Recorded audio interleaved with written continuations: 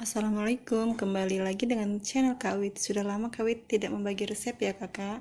Kali ini Kak Wit akan membagi resep cara membuat empek-empek kulit crispy. Bahan-bahannya yaitu setengah kilogram kulit ikan, 400 gram sagu tani,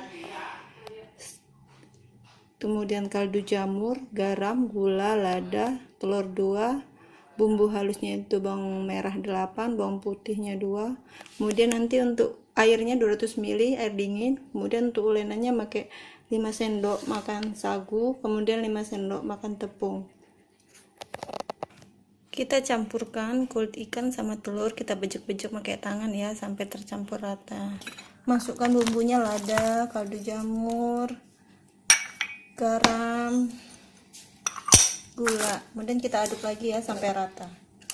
Masukkan bumbu halusnya itu bawang merah sama bawang putih ya, kita blender ya, kemudian kita campur, lalu campurkan airnya, aduk lagi dengan tangan. Masukkan sagu taninya, jangan semua dulu ya, sisakan sekitar 100 gram, kita aduk dulu lagi, aduk lagi, lembek ya, kita tambahkan semuanya ya, sagunya, kemudian kita aduk lagi.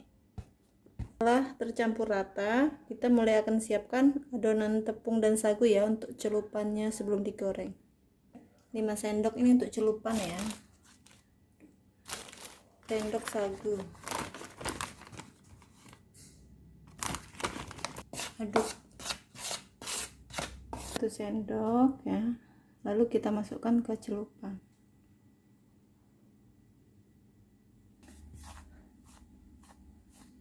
Kita tinggal kita goreng, kita pipihkan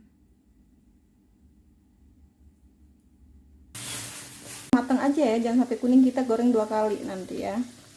Ini hasil gorengan pertama, nanti kita akan goreng lagi. Sebelum kita goreng setengah matang aja ya, yang pertama kita gunting-gunting tapi jangan putus ya, kemudian kita goreng ya di minyak panas ya, tapi jangan besar amat apinya.